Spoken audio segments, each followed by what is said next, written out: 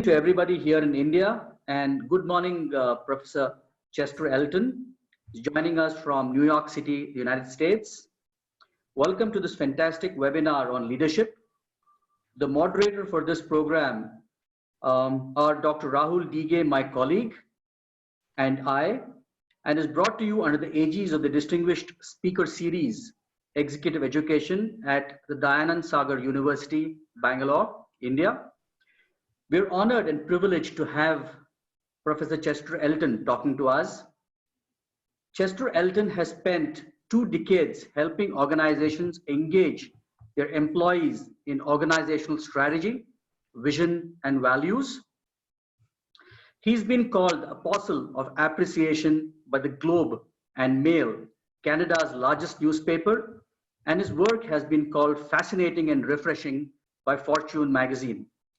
He is author of several leadership books, including Leading with Gratitude, All In, and The Carrot Principle.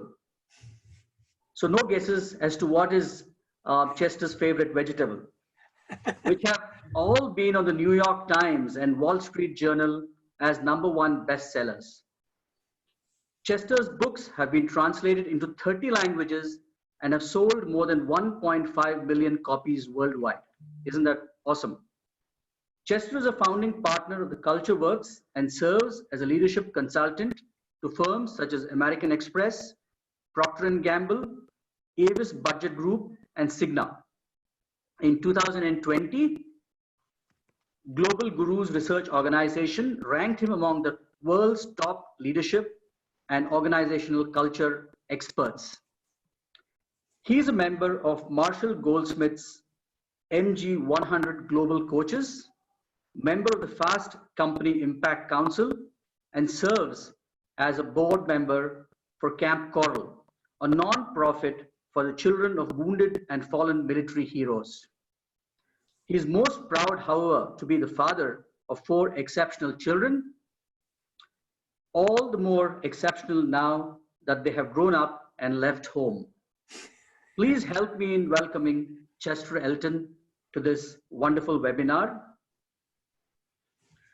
Of course, I gave that away, but a quick question for the audience. What is Chester's favorite vegetable? And you can put in your answers and there'll be a prize. There's a hint right there. Right. Thank you very much, Chester, for being here today. Welcome to you from India.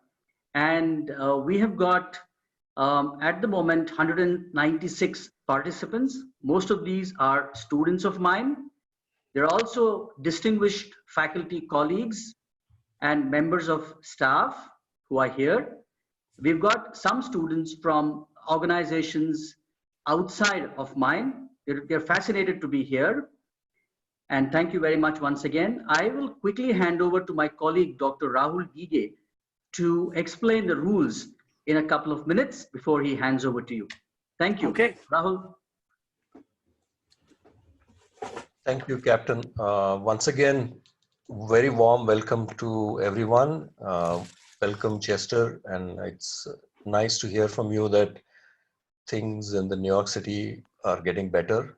Hopefully things will continue to get better everywhere, including India. So just a quick note to all the participants on how we are going to go about this. All of you, I think, are quite familiar with using the Zoom group chat. Please use that chat window only for posting questions, nothing else. The audio and the video seems to be working perfectly fine. So if you have any problems, more than likely it's at your end, maybe the connection or the quality of the connection, etc. So just once again request to use the chat room only for posting your questions. As we go, there may be questions that Professor Subbarao, Captain, will ask Professor Chester Elton. So those will be questions that you will, question and answers you will get to hear as well. But in addition, whatever questions you have, please post them in the chat room. And the way this will go is about 35 to 40 minutes will be the talk. And at the end of it, I will collate and collect all the questions that you have posted. I will send them over to Chester, and he will take them in the order that he finds fit. So with that, I think we are going to have a very enlightening and very lively session. Over to you, Chester. Thank you. Thank you. If you could allow me to share my screen, it would be great. I think you can, because you're a co-host. Excellent. Let me pull up my slides here really quick. And we are off. Leading with gratitude through a crisis, what to do next. First and foremost, thank you so much for your time.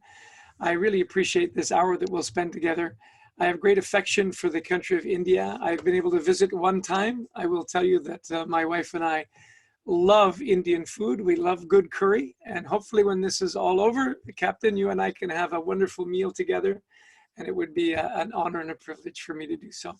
Me too. Well, leading through a crisis, what to do next? You know, a great thanks to the College of Engineering and for everyone for allowing me to be here.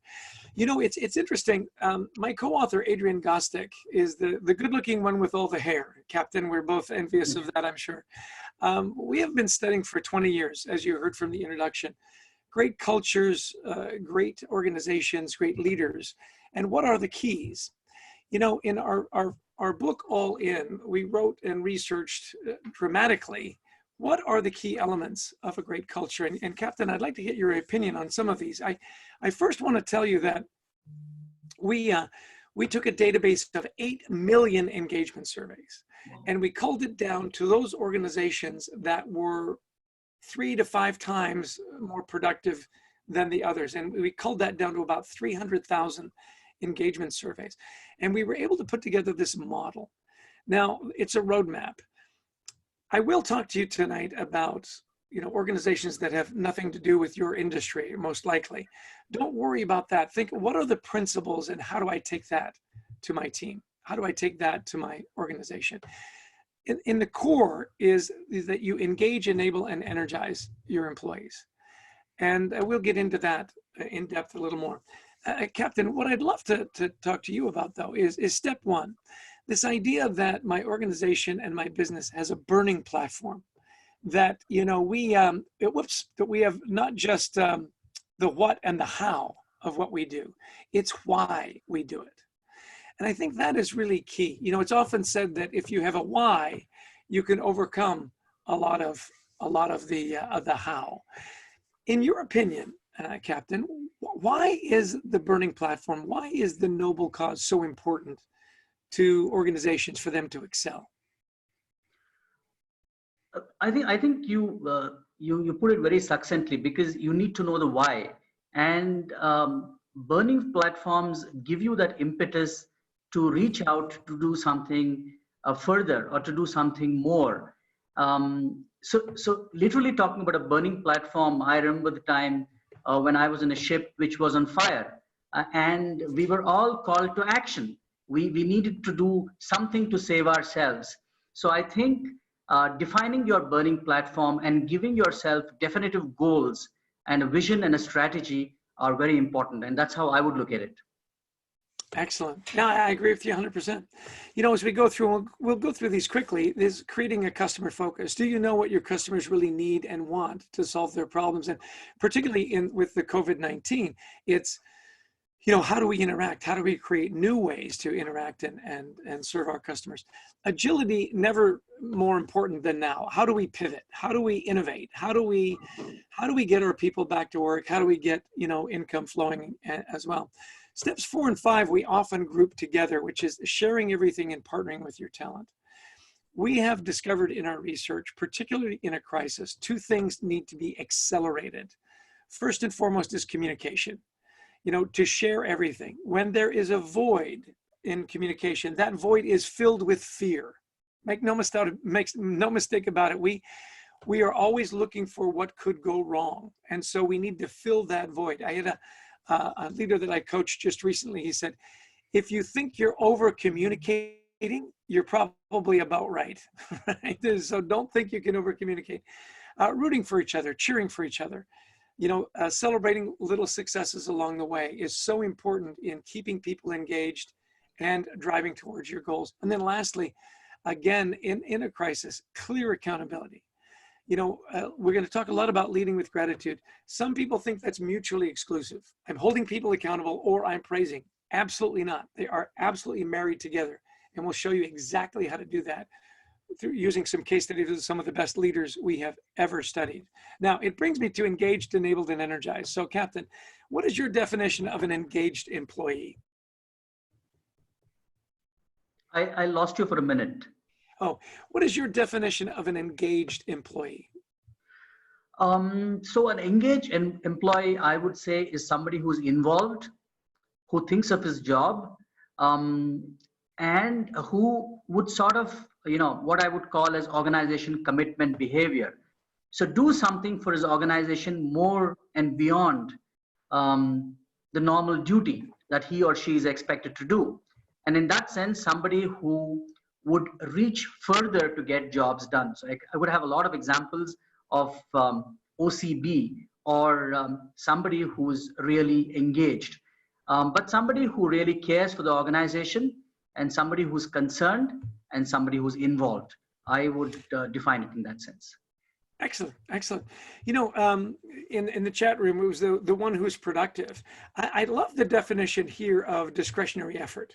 When we talk about the definition of a winning culture, we talk about, I believe what I do matters, I make a difference.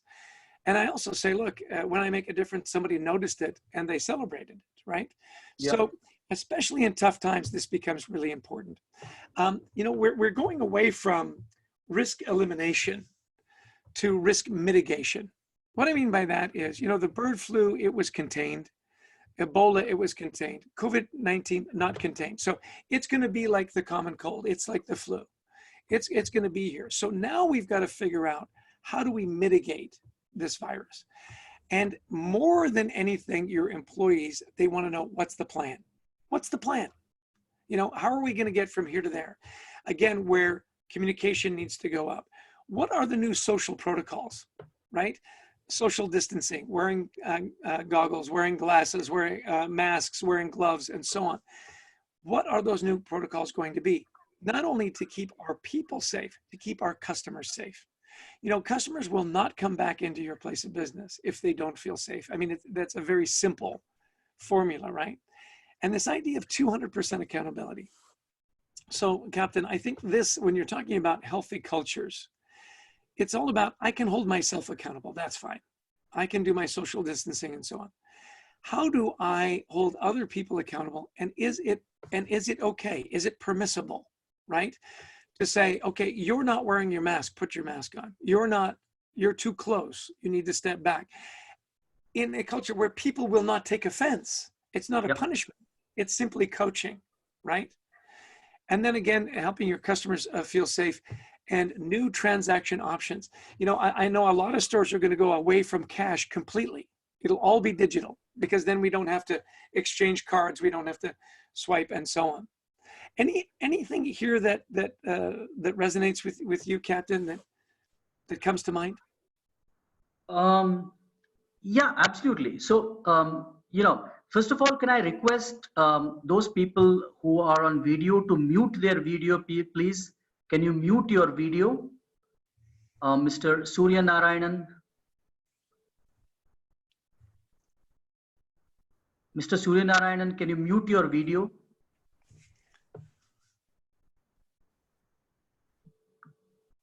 Yeah. Mr. Surya Narayanan sort of has frozen. It's okay. It's okay. Okay. Yeah.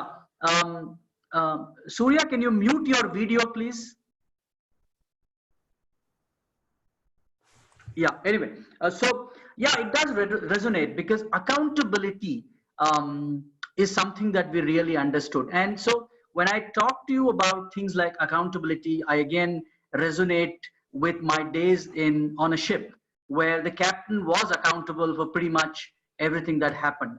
But in that sense, yes, there are certain cultures that take accountability for everything that happens. More so, I've seen this in the Western world, where people are very accountable. So here in India, we have a more external locus of control, where we're not really kind of responsible for everything that happens in a sense. But having said that, Chester, I'm amazed at the way Indians have responded to the pandemic that we are in now. And they have shown enormous accountability, responsibility, and care towards fellow citizens. And you would see that India is pretty much has this pandemic under control. I know it's early days, but I think they have shown great deal. So maybe something is changing in that sense. Yeah. Excellent. You know, I want to bring out an example of an excellent leader who took his organization through the last crisis, the last, recession. His name is Gary Ridge. He's the CEO of WD-40, the lubricant that makes everything not squeak anymore. Yeah. Interesting is he was going through the last recession. He would visit his various research facilities and people would ask him, "Hey, Gary, are you okay? Are you okay?" And he'd say, "Yeah, I'm fine. I'm fine." And the question kept coming up. So finally he called his wife and he said, "Honey, do I look sick? Do I give off do I look unwell?" And she said, "Honey, they're not asking you, are you okay? They're asking, are we okay? Are we okay as an organization?" He said, that was really enlightening for me. He said, "So I decided, let's not waste a good crisis," right? And I love that attitude. Let's take this opportunity where everyone else is hearing about bad news, organizations laying people off or going out of business. They're going to hear the horror. When they come here, they're going to hear about hope. They're going to hear about hope. We're going to invest in our people. I love that he said, look, first and foremost, no lying, no hiding, no faking. And we're going to up communication. We're going to invest. We're going to focus on people development and gratitude tied to our core values, which is doing the right thing because it's the right thing to do, right? In looking at that, it's really interesting. As they came out of that recession in 2010, they had record earnings because they were prepared. Yep. The really excellent organizations right now, I think we've gotten past mostly the crisis mode, and now it's in how do we reopen? How do we make people feel safe, right? So, and look at this, 99% employee engagement. Globally, the average is around 30%. 99% engagement and a 300% increase in their market cap. So I love that attitude. Let's not waste a good crisis. If you're having to work from home, or if you've got extra time, you no longer have a commute, maybe your hours are shortened because you've got to homeschool your kids, whatever the situation may be. What are you feeding your mind? How are you challenging yourself, right? What new skills are you developing? My son, who works for American Express, is now working from home. He has extra time to learn programming skills. Yep. And he's taking the time to do that.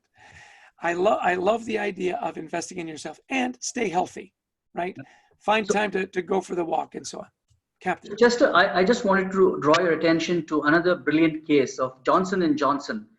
I'm not sure if you remember the time when they had some amount of cyanide poisoning in their bottles of Tylenol, the blockbuster drug. I know the case very well. In fact, I very well. And how they recovered from that devastating crisis and came back to become one of the largest pharmaceutical companies in the world. So I think what you say makes perfect sense and it resonates because companies can take a crisis and as an opportunity and then come back much stronger indeed. And can I ask you a question, please? Sure. So in your book, Leading with Gratitude, which is extremely popular, you talk about soft skills a great deal. And within soft skills, you talk about gratitude as being the prime driver. Can you tell us a little bit about what exactly you're driving at? It's really interesting. I think so many people think of gratitude as a nice to have, not a must have. Again, it's a soft skill. That, look, we're doing hard things. We're going to get hard things done. The idea of it being a nice to have is so misplaced because some of the most demanding leaders I have ever known that held their people ridiculously accountable, that were incredibly demanding of their people, were also leaders that expressed the most gratitude. And we will get to a case study around the Ford Motor Company that I think will be very enlightening. So I want to put a little bit of a hold on that question because we're going to get there. What I do want to talk about is this study that we did on culture during the last recession. How do you keep people engaged in tough times, right? So we're back to the model of engaged, enabled, and energized. You talked about, people that do a little bit more over and above, right? I love that. I love the definition of discretionary effort. I will give you discretionary effort. Now, while that is really key and really important, what we discovered in the research that was really enlightening was engagement isn't enough. You have to enable your people. In other words, give them the tools and the way to get the job done. You would know this from your time in the military. Yeah. You can be highly engaged. If you don't have the tools, you become disengaged very quickly because you're given an assignment you literally cannot deliver on, right? And then that energize is the idea of I have a greater purpose. Well, here are the numbers. And I always like to get back to, so does it make a difference, right? Again, back to this discussion on soft skills. If I increase my soft skills, will it impact the bottom line? Or is it just about hard charging, being demanding, get the job done? Here is the evidence. Low engagement, about 10% in operating margin. High engagement, 14%. You engage your people around a noble cause. You give them the tools to get their job done. It literally doubles productivity. And let me make the point. When you look at engagement, and this was a global study done, we had research from India, from Asia, Africa, East and Western Europe, and North and South America. Opportunity and well-being, trust and pride were the number one drivers, right? I have an opportunity to grow and develop. I trust my organization. I have pride in the organizational symbol. Look at the number one driver of the number one driver. It's appreciation. It's gratitude. It was also the number two driver of trust and pride. Trust is built up over communication. Pride is alignment. We keep our promises. So again, the research, the data, the evidence shows that expressing appreciation and gratitude is not being soft. It's not putting yourself in a position as a leader where people will take advantage of you. Absolutely the opposite. It helps you drive and engage people emotionally, intellectually, and physically to get the job done. Does that make sense? Yeah, it does, of course. Yes. Right. Okay. So gratitude. Quick point, Chester. I remember a very, very, very impressive speech of General George Patton speaking to his Third Army. And where one of the early points he makes is we're going to win because we have the best equipment and the best resources and the best food. Unfortunately, many people discount that. And I'm glad you made that point, that resources are a great enabler for success and how you get your job done. Thank you. I agree 100%. In fact, the best food was actually a product called Spam. I don't know if you know, it was canned meat. So I'm not sure about the best food part. Anyway, they had food. Oh, by the way, someone asked, and I've got to go through the chat line here because I just think it's really fun. Somebody who's obviously seen me present was Asmita asked about Frisbees. No. Who was it? Somebody asked about Frisbees. I do want to show the official culture work Frisbee because, if you throw Frisbees, this is a great Frisbee. If I come to India when this is all over, I promise I will bring more Frisbees. But I digress. Leading with gratitude. This is mastering gratitude is all about engaging the hearts and minds of people, focusing every day and everyone on the right behaviors. And that last bullet point is keep hope alive. What is the roadmap to success? How are we going to get out of this, right? So we call it, in university, it's gratitude 101. Gratitude 101, right? Yeah. This is one of the great leaders of our time. His name's Alan Mulally. Alan was brought into the Ford Motor Company during the last recession. They were going to go bankrupt. They were going to lose everything. So he comes in and says, we need to change the culture. Now, the automotive culture was very much eat what you kill, sharp elbows, very competitive. And he comes in and he says, look, we got to change this. It's all about our people and we're going to love them up. Love them up. I love it. We're going to love them up, Chess. He says, now, does that mean that he's not demanding? Let me explain to you how he does this. He comes in 2006. Employee engagement's at 20%. Globally, it's about 30%. 20% is dismal. He had all these competing products. They'd bought Volvo and Jaguar and, Range Rover and so on. Declining sales, outdated products, and they were on track to lose $17 billion. Billion. He said it was really interesting. He says, I joined the summer of 2006 We were on track to lose $17 billion. In November that year, we realized that goal. We hit that goal. Yeah. So he's got his team and he says, look, it's going to be really simple. We're going to meet every week.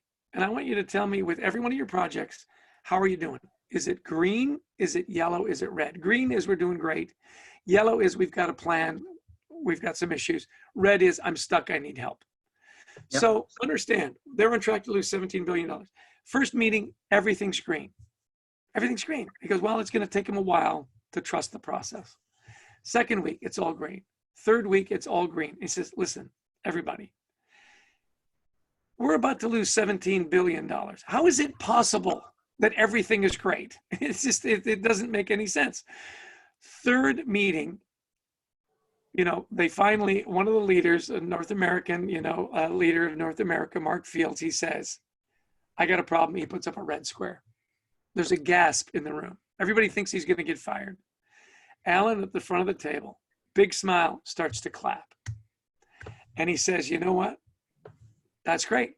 How can we help Mark? Here's the deal. You have a problem. You are not the problem. So, you know, it's being asked in the chat line, how do we quantify the engagement as a metric? This is the perfect metric. Now, he was a big believer in celebrating small wins along the way. A red square is a win. It shows that people trusted him. Now, he's a new leader. People saying, look, if I put up a red square, I'm going to get fired. The absolute opposite happened.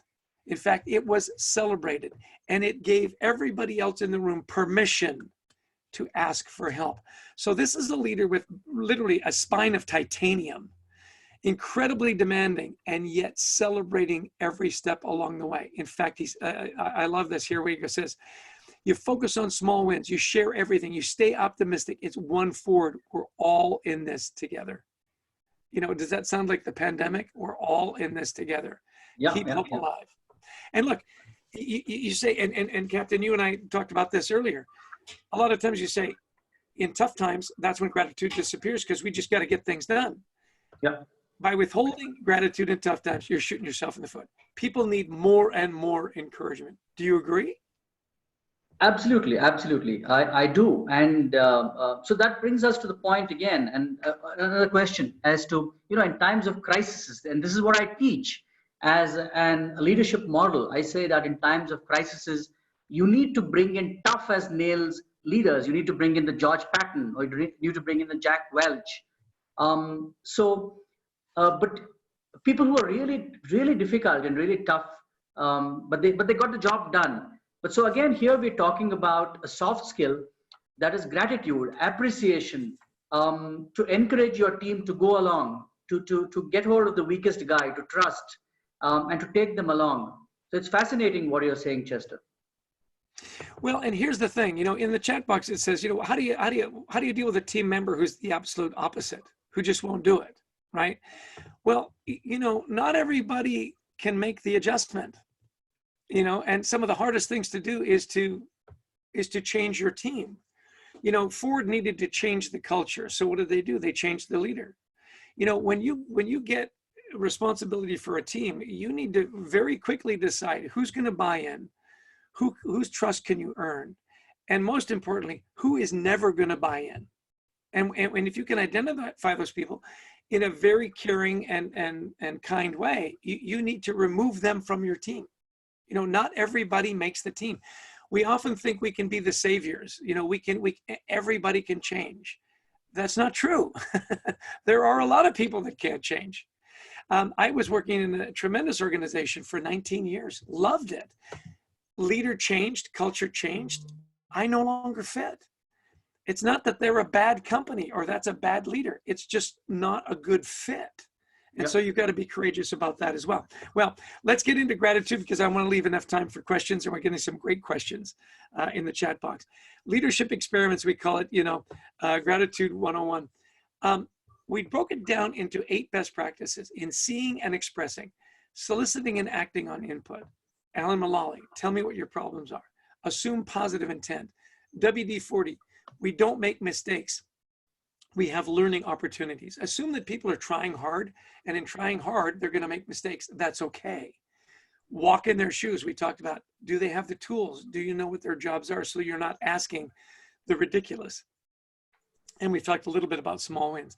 On the expressing side, I love this one. Give it now, give it often, and don't be afraid. Leaders say, look, what if I don't do it right?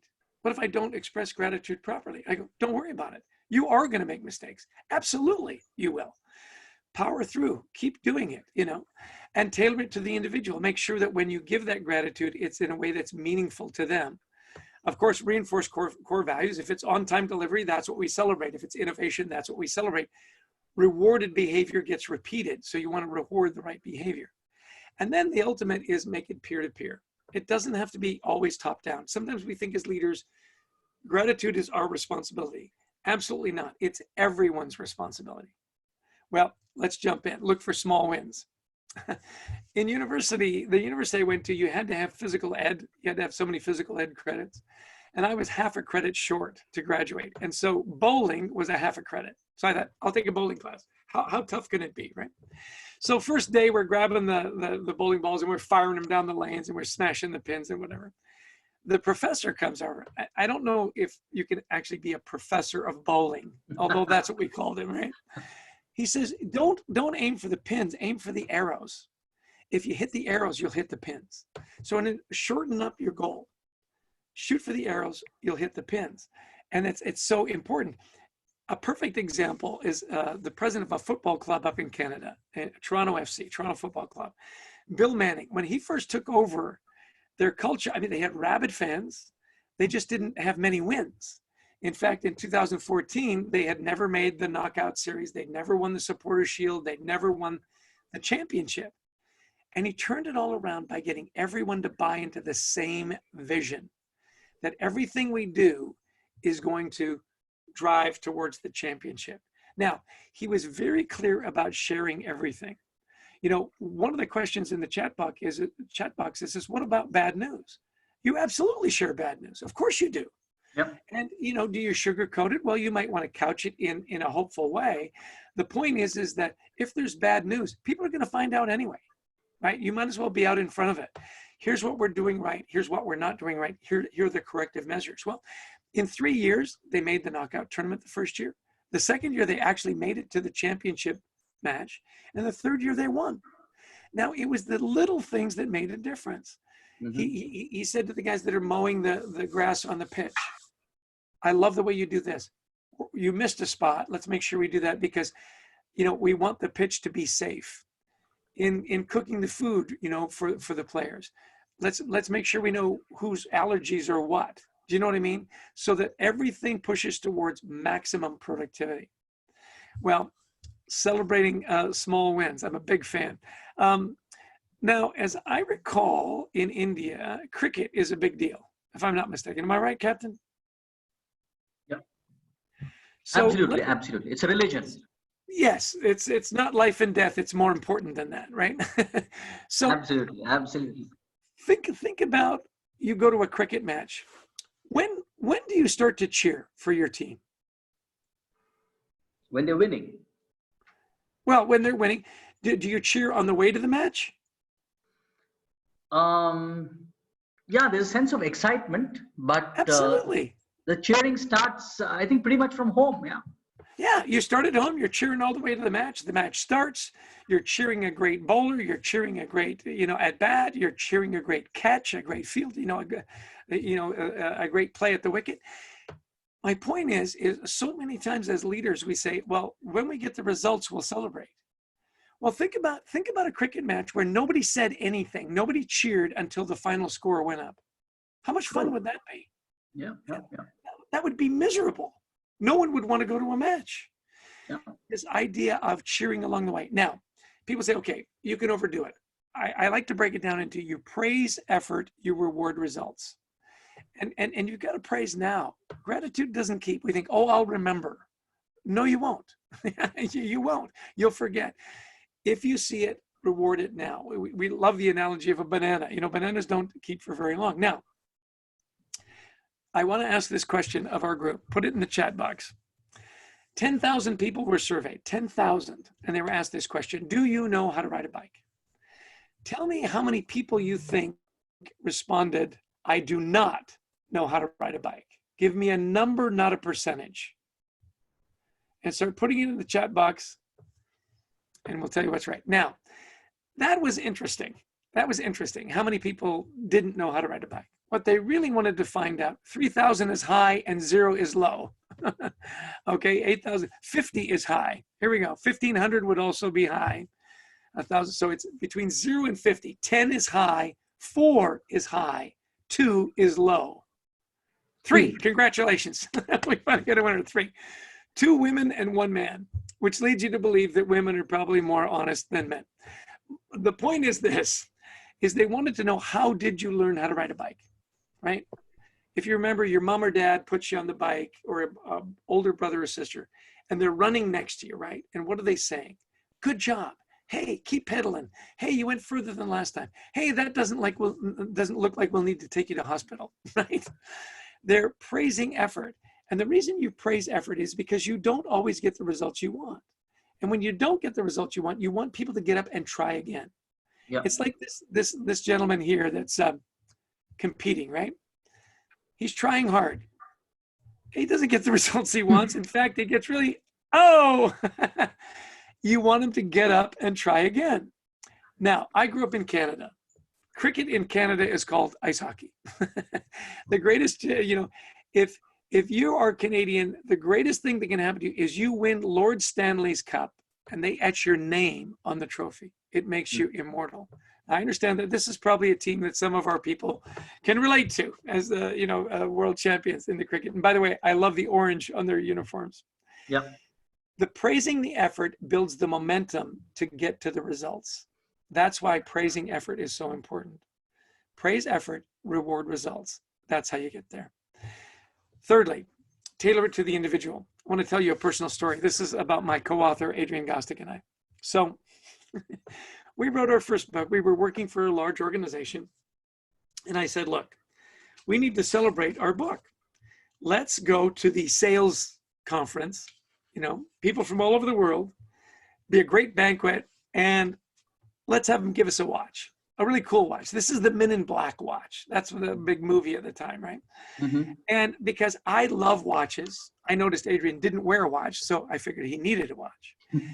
And this big banquet, how fun will it be? Well, turns out Adrian doesn't wear a watch because he doesn't like watches. And he doesn't like to go to banquets. He'd much rather spend his time at home with his family and do some reading. See, I had projected onto Adrian because of what I loved that he would love it too. It would have been much better for me to say, you know what, take your family to a great restaurant and send me the bill, right? Yeah. Instead, I projected, and so often we do this as leaders, right? Someone gets a promotion and we send them a turkey or a ham. Well, they're vegetarians. It doesn't, the motive is good, the execution is poor. Now, which brings me to, do you know your team? Do you know your team? Do you know what motivates them? We developed an online assessment, 850,000 engagement surveys that we looked at. We had it built by the guys who did the Emotional Intelligence 2.0. Yeah. And it takes you 20 minutes to take it. Right? It gives you your top motivators. It also breaks it down into what are your identities. Are you an achiever, a builder, a caregiver, reward-driven thinker, and so on. Had I known this about Adrian, and this is his report, right? He likes variety. He loves his family. He likes learning. He likes problem solving. I wouldn't have said, hey, Adrian, let's go to a banquet. I would have said, hey, take some time with your family. Hey, go to a conference and so on. And, it is really interesting that in this learning aspect, one of the things Adrian really loves is celebrating failure. What did we learn? WD-40 stands for Water Displacement 40th Formula. It wasn't that the first 39 formulas were a mistake. Those were 39 learning opportunities to get to the 40th formula. Problem solving. Problem solving is a wonderful part of a culture if people will admit they have problems. If they won't admit they have a problem, then you can't get there. Yeah. So, how does this build a team? This is a wonderful case study we did with Wendy's, fast food. Diane Weed, been in the industry 30 years. Learning was not a priority because she'd learned pretty much everything she needed to know. Her direct reports were younger. They wanted her to mentor them. And which wasn't a problem because developing others was high for her. So you can see that by being able to identify people's motivators and where you have areas of disconnect. Diane here loves pressure. She's got an employee that hates pressure. They didn't get along. They didn't know why. As soon as they fixed that part of their communication, things got better. A lot of people love what they do. They who they do it for, which makes sense, right? So as you start building teams, take a look at where do we have a disconnect? Where do we have variety? And what do we have in common? In fact, what I'd love to do for your students and everyone that's listening, if you go to thecultureworks.com, that's our training company, right at the top, you can get your own free motivators assessment. In fact, you can actually do a drop down and you can request 10 or 20 codes. And you can go there and get your own motivators assessment. It's our gift to people that are trying to improve themselves during the COVID-19 virus. Please take us up on it. If you want 2 or 3 for your family, what are your spouse's motivators? Trust me, it's a wonderful exercise. It's our gift to you. And I hope you'll take us up on it. So that's cultureworks.com. Yes, thecultureworks.com. You can also go to freemotivatorsassessment.com. This one's a little easier to spell, I think. So thecultureworks.com. Well, as a quick review, because I want to open it up to questions here. Seeing and expressing, right? Make sure you solicit input. Make sure you're assuming positive intent. Walk in their shoes. Look for those small wins. Give it now, give it often. Don't be afraid. You are going to make mistakes. Know your people. Know how to tailor that gratitude to them. And always using it to reinforce your core values. And then give them permission to do it peer-to-peer. Don't make it just top-down. Now, I'd like to open it up to one aspect that was really interesting for us. These leaders led with gratitude in their organizations. They also led with gratitude at home. And I love that. So often we leave our best selves at work because that's where we spend most of our day. It's not fair. We need to bring our best selves home. And here are some wonderful practices. And Captain, as I'm talking about this, I'd love for you to share with us some of your practices on how you express gratitude in your personal life. First, let me tell this quick story. Good friend of ours, Dave Kirpin in New York. He says, we would try to have dinner as often as possible, and it was hard to engage our kids. He says, so we'd ask the same questions. How was school? Fine. What did you learn? Nothing. Right? So he said, we changed it to 3 questions at dinner. First, what's the best part of your day? Who are you grateful for that's not at the table? And who are you grateful for at the table who hasn't been thanked yet? He said, everything changed. You could brag about your day. You could talk about your friends. You could talk about somebody in your family that you cared for, that you loved. A wonderful best practice. I hope you'll incorporate it, because now we're all eating dinner together. In fact, we're eating breakfast, lunch, and dinner together, right? What are some of your best practices, Captain? I'm curious. So I am very grateful again. So I share something in common with you, because I'm very, very, very, very grateful to my family for what they have given me. And after I got to know you, which is not too long ago, I have I now hug my wife once in a way and say thank you for everything that you've done for me over several years of difficulty. I'm not an easy guy to get along with, so it's been wonderful. But more seriously, I think this interaction has been wonderful, because it's opened at least my eyes to the fact that we ought to be more grateful to the people around us and what they bring into our lives. And I am definitely grateful to many people who have sort of got me here. And like I told you, my first boss in academia, who taught me pretty much everything that there was to know about teaching. And I'm really grateful for that. So I'm grateful to a lot of people around. And as you know, India, we are a young country. So there are difficulties that we go through. We're not a first world country. And I'm grateful for being amongst the fortunate few who got a higher education and things like that. So yeah, I think a lot of us are grateful for what we have. We don't express it too often, and that was a question. So considering the fact that most of the people, say in this group, are people who have had a fantastic education and a higher education and are the fortunate few, we still complain a great deal, and I think that is unfortunate. It is. You know, I have a remedy for that. It's called a gratitude journal. My wife and I have adopted this practice for some time now. And at the end of the day, we ask each other, what are your three? What are three things you're grateful for today? You know, studies have been done at the University of California and actually at Penn University in Philadelphia, that people that express gratitude at the end of the day, so they take some time to think about and reflect on their day. What were you grateful for? We have a wonderful campaign. It's called #FindYourGratitude. And I've committed for the next year to post something every day, a photo, a short video, whatever it might be, for something I'm grateful for. We end the day by saying, like, what are your three? We FaceTimed with the grandkids. You know, we had a good meal together. We played a game together. We connected with the kids.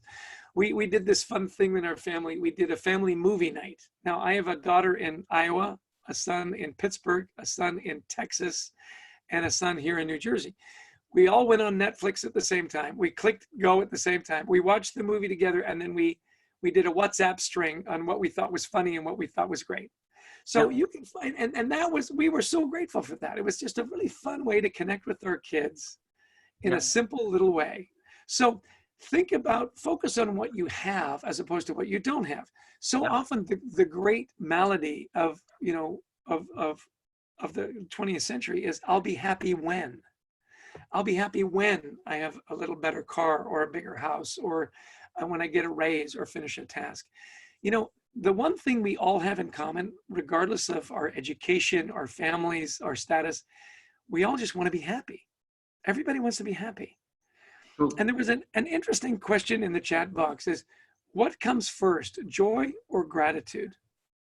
Let me ask, what do you think? Is it joy that brings you gratitude, or is it gratitude that brings you joy? What do you think? For me, I think gratitude leads to joy.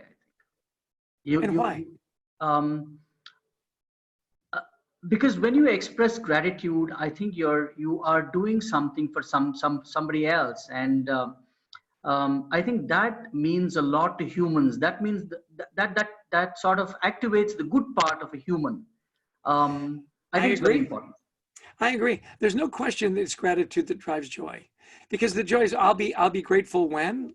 It doesn't work that way. I love that Aslam says that gratitude brings joy. Absolutely right. You know, people that keep gratitude at the center of everything they do, not only do they have lower blood pressure, they sleep better, do they have deeper relationships, they are, in every case we looked at, they are better leaders. They can lead dynamically and with great energy. Who doesn't want to work for a leader who appreciates you showing up and working hard every day, that listens to your voice, that listens to your opinions, right? Yeah. I want to share with you just we're having a great discussion. I want to share just a personal story with you. This is my father. This is John Dalton Elton, and he's teaching me how to ice skate. I was born in Edmonton, Alberta. It's really far north in Canada. We say in Edmonton we have 9 months of winter and 3 months of poor skiing. So he taught me a lot of things. And one of the things he taught me was this. He would say, Chess, you be good to everybody. Now, my father talked to the guy at the grocery store the same way as he talked to captains of industry. To my father, everybody mattered. He was kind to everyone. It was remarkable to watch. And he said, you be good to everyone because everybody is having a tough day. And you think about that. You know, before the virus, I would say, look, 8 out of 10 people you meet, they've got something going on. They're having trouble with a kid. They're having trouble at work. There's something in their lives that's not quite right. Now with COVID-19, it's 10 out of 10. Everybody's got something going on. It costs nothing to be kind. It costs nothing. You know, my father always had something kind to say. Boy, you look sharp. Hey, I love your hair. Those are great glasses.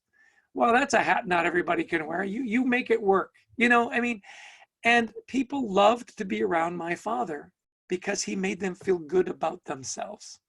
True. Celebrate other people. Quickly, one of my colleagues here says she teaches marketing and she's a very smart lady. And she says being able to be grateful is also about being candid to give credit where it's due. So what do you think about that? Sometimes Absolutely. it could be, yeah. Oh, listen, when people perform, of course you celebrate. Of course you celebrate. You need to give credit where credit is due and make sure you do it often. When we looked at how leaders broke trust with their employees, one of the #1 answers was when my boss took credit for my work. It's a huge demotivator. It's a huge way to disengage your people. So absolutely you give credit where credit is due. And you are very candid. Listen, Ellen Mullally and Gary Ridge are very candid and very demanding of their people. Mm-hmm. And they also express gratitude at a very deep level. Hey, I really appreciate you trying really hard. Didn't work out. What did we learn? How do we make sure we don't make those mistakes again? That's being very candid, being very tough, and at the same time saying, hey, let's fix it. Let's move on. Yep. Yep. You know, I love this comment. It says, you know, it takes a lot of courage and heart to be kind. I think that's unfortunate. I don't think it should. I know in a lot of cases it does because it's maybe not the norm where you work, right? And this is where, as leaders, it's really important that you model the right behavior. If you are free with your expressions of gratitude, it gives people permission to do the same. Does that make sense? If I see my leader do it, it's okay. If it takes a lot of courage for you, if you think it's unsafe to express gratitude, you need to really rethink your culture. Yeah. That makes sense? Yeah. So great, Chester. It was wonderful talking to you. And I would like to bring in my colleague, Dr. Rahul Dige, who has collated a few questions and he will share them with you. I would be grateful if you could look at them and tell us a little bit more. Sure. I'm going to stop the share. Let me see if I can find them in the chat there. Why did you call them out to me? Sir, I did send you those questions in an email. So if you just oh yes, I've got them right here. Thank you.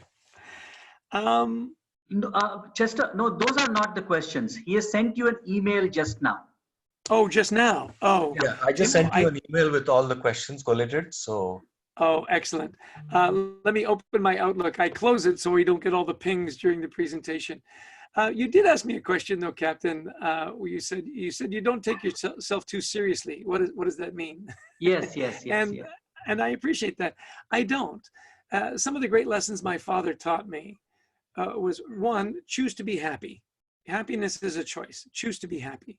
Secondly, he said, you have to choose to be offended. And I thought that was so wise. You have to choose to be offended. And what he means by that, and I'll tell you a cute story. We actually used it in the book. in our church, it's all volunteer. And he was in charge of the youth. And you know, in every congregation, whatever faith, there's always that one miserable person who wants everyone else to be miserable with them, right? So this elderly person came up to my dad and said, you know, Mr. Elton, you think all the youth in our congregation love you. Well, I'm here to tell you they don't. and he said, well, thank you. And she said, it wasn't a compliment. And he said, too late. and I love that. He chose not to be offended. It wasn't going to change her opinion of him one way or another, no matter how he reacted. And so he chose to say, look, I'm not going to be offended. Oh, these were the questions in the chat line. Yes. How do you quantify the engagement as a metric? Great question. 360-degree, questionnaires are wonderful. Many organizations have an engagement survey. It's a great way to measure it. I would rely on those. Even just pulse surveys. Do you trust your manager? Do you feel psychologically safe in your environment? So there are some wonderful metrics there that you can use it. We talk about sharing bad news. Does it need to be sugar-coated? I don't think so. If you've got trust and you've got clear lines of communication, I think being candid is the best way to go. Is gratitude subjective to the culture of people? Yes, it is. Absolutely, it is. You know, I've coached some English executives, you know, the Brits, where they're very reserved. And so you do need to know the culture, you know the culture and get people to step out of their comfort zone, you know. So knowing the culture, whether it is a culture in that part of the country or it's in that part of the world. You know, we did some really interesting work with gratitude in China. And some years ago, the old Chinese proverb was, the nail that sticks up is the first one to get hammered down. Yep. And so we took our gratitude practice and used it as teams. Let's celebrate the team. The spotlight didn't have to be on an individual. It was culturally much more acceptable to celebrate a team as opposed to an individual. So excellent question.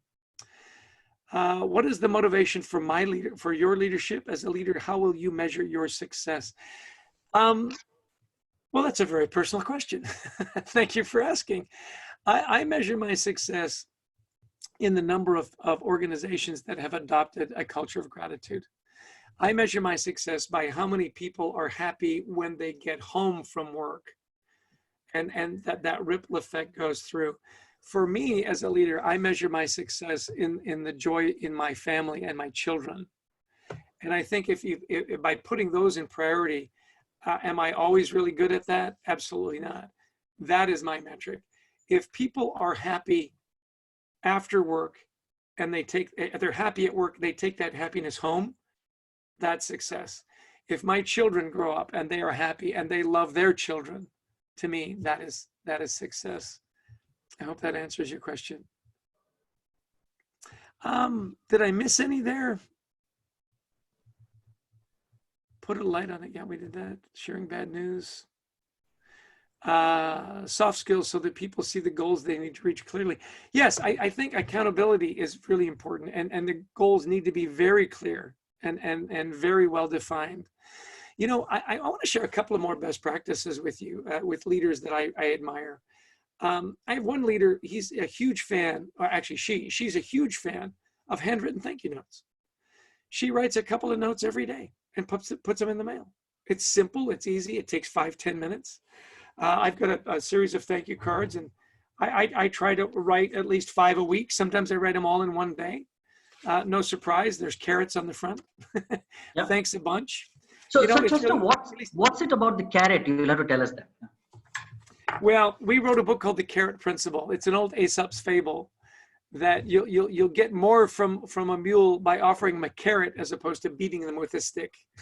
So this is our mascot, Garrett the Carrot. And you know, when we present, and I hope I have the opportunity to come to present at your university in person, because when you participate, you get a carrot. And I'm always amazed at what people will do for this funny little carrot. You know, he's just a funny little character, and it just brightens people's day. He's happy, and so you're happy, you know. He makes all kinds of appearances in my little webinars from different places around the screen. It's a simple thank you. It's a simple thank you for showing up. Thank you for your work. Yeah. And it goes such a long way. You and I have both worked for leaders that were gracious and grateful. We much preferred working for them than leaders that were just in our face every day, pounding on us every day. It's not just a great way to lead, by the way. It's a great way to live. It absolutely is. Yeah. So good. I think it's been a wonderful chat. And so there's a last question about millennials. And the lady here says, are millennials transforming the face of leadership? Absolutely. Yeah. Oh, absolutely. And they need a lot of positive reinforcement. And that's a good thing. People that want a lot of positive reinforcement are people that have great self-esteem. And what they're asking for is, how are we doing? How are we doing? Yep. And some of us will say, well, it's too much. I challenge you this as we wrap up. People say, well, you can get too much recognition. Nothing could be further from the truth. I guarantee you, you don't know anybody in your life. You have never met anyone that at the end of the day went home to their spouse and their family and said, I couldn't get anything done today. I got too much recognition. And every time I turned around, it was a party, it was a cake, it was a thank you note. It never happens. It is always in the lower third recognition. And I know we're at our time, Captain. Thank you for this. 3 things in parting. Be grateful, be kind, be good to everybody. Everybody's having a tough day. And the bonus is, don't forget to wash your hands. Wash your hands, everybody. Be grateful, be kind, be good to everybody. Everybody's having a tough day. And don't forget to wash your hands. Thank you. Thank you so much, Professor Chester Elton, and namaste from India. And namaste from New York. Yeah, and all our participants, I'm sure, had a fantastic time. They've learned a lot, and I hope to see you sometime very soon. Maybe, hopefully in Bangalore. I would love to see you in Bangalore, and I would love to have a great Indian meal with you. And you know what? I've never been to a live cricket match. We've got to put that on the list. Yeah. We'll do that. Bangalore has produced some of India's best cricketers. So we'll do that. And I thank all our participants. We had close to 250 people participating in today's webinar. And once again, thank you, Professor Chester Elton. And we'll sign off with that. Good night from India, and good morning to you, and have a wonderful day ahead. Thank you. You too. Everybody be safe. Thank you so much. Bye-bye. Bye.